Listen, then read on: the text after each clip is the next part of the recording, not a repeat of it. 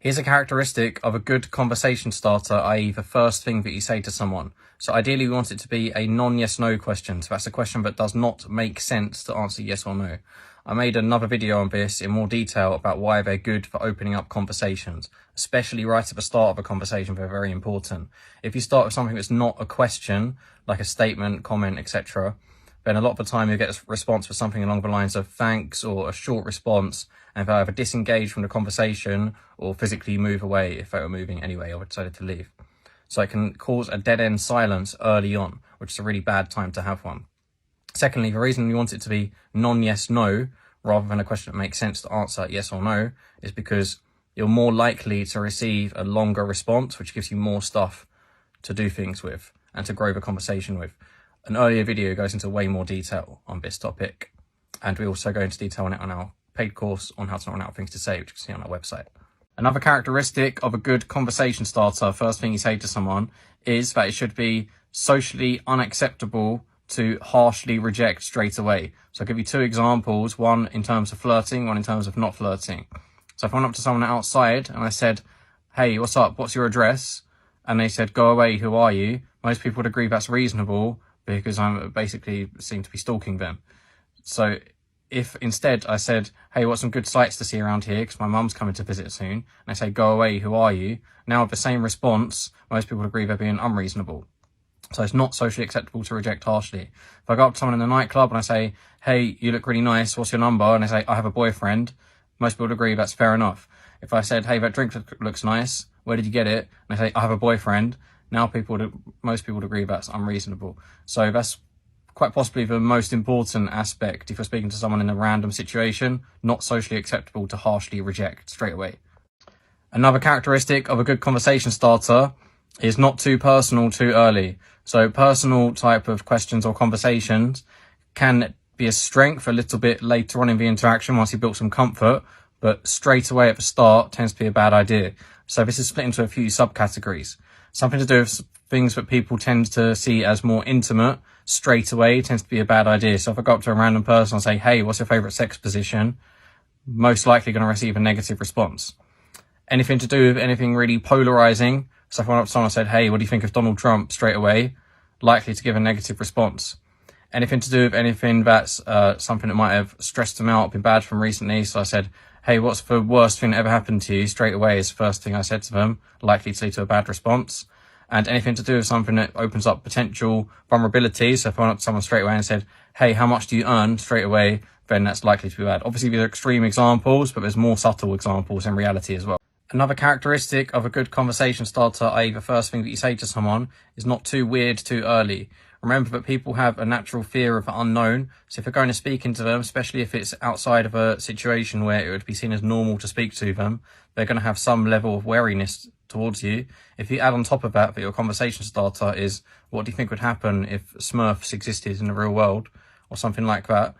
Obviously, some people might have a good sense of humor, etc., but you're risking adding an extra weight of unknown to you already approaching from out of nowhere. And remember, you're going to be ready for it and they're not if you're initiating the conversation.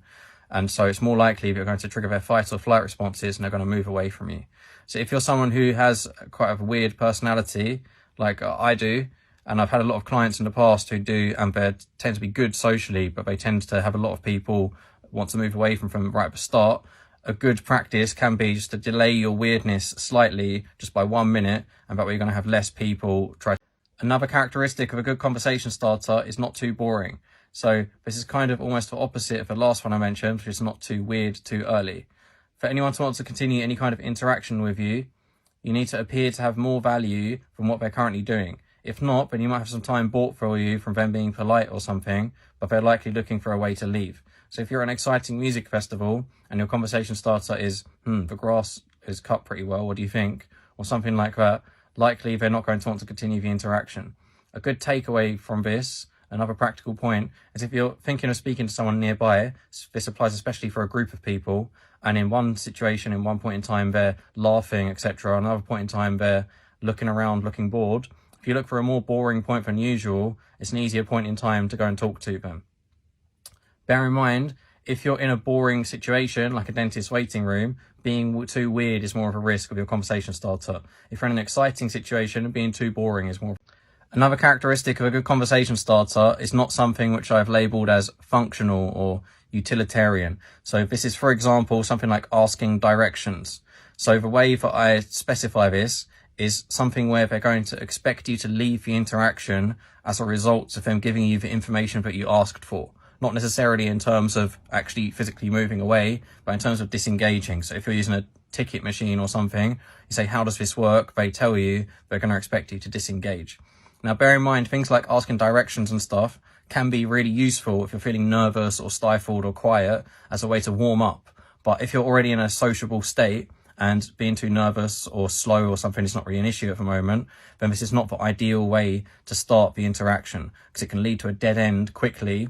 And if you move the conversation on afterwards, it's quite easy to look false, like you didn't really care about the directions or the thing that you were asking about, etc. Another aspect of a good conversation starter is it should not be plausible for them to interpret it as you either threatening them or taking the piss out of them. So, for example, if we were on top of a skyscraper and you went to speak to someone, you said, how would you like to jump off?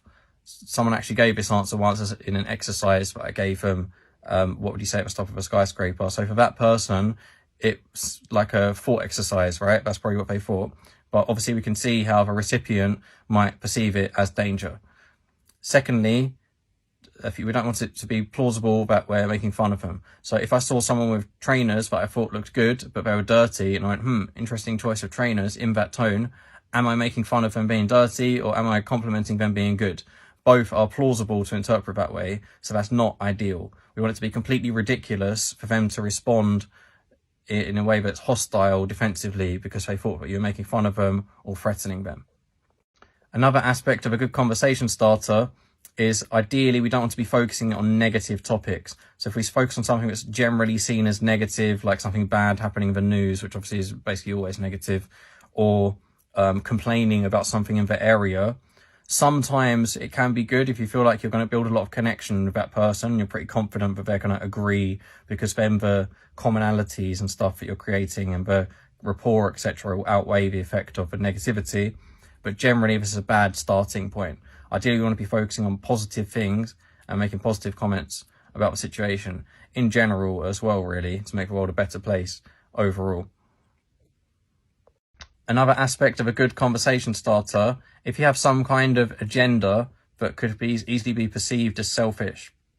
So, for example, you're chatting someone up, you're flirting with them, or you're trying to sell something, or you're trying to persuade someone of some kind of cause, like vote for whatever party or go vegan or something.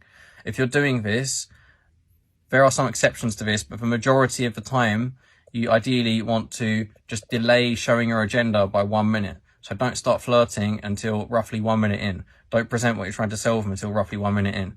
If we take a person who hands out leaflets on the street, nearly everyone walks past without even knowing what's on the leaflet and refuses it.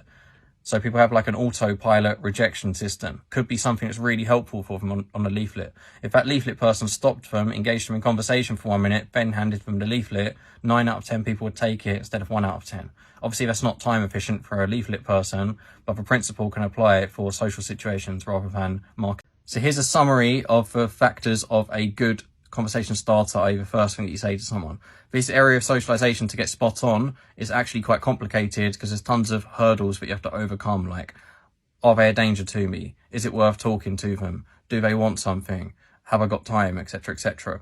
So obviously anything can work and anything can not work in social skills. If I did all this stuff I mentioned perfectly, then there's going to be someone who doesn't like me still. And if I literally threw poo at 1 million people, at some point someone's going to like it and want to take my number, right? So just for the purpose of saving time, I'm going to list the different factors here that I mentioned before. So a quick shortcut is that if you ask an opinion about the situation, what did you think of the movie or something like that, it tends to fit all of these recommended characteristics that I've given. Another point is that if you happen to think of something genius or really funny or just fits the situation really well, use that above what I've mentioned here, although in the majority of situations that won't happen. Here's a way that we can practice making a good conversation starter. So in previous videos that I would have just posted, I've gone through different characteristics of what I found makes a good conversation starter that's the most likely to lead to the conversation start flowing. So some ways that we can practice this are think of places, things someone might be wearing, things someone might be doing, things you might overhear someone say, and then based on that stimulus, you can come up with a good conversation starter. Now, bear in mind, in situations that are more out of the ordinary or have more stuff going on, it's easier to think of good conversation starters than in the mundane scenario. You'll find the hardest ones will be like on a bus or on a train or something. So what this means is that if you're in situations like that, more interesting situations, you're going to find it more easy to think of things to say to people. You're going to have more easy situations pop up, and you're also going to have other people find it more easy to talk to you. So it makes socializing easier if you're in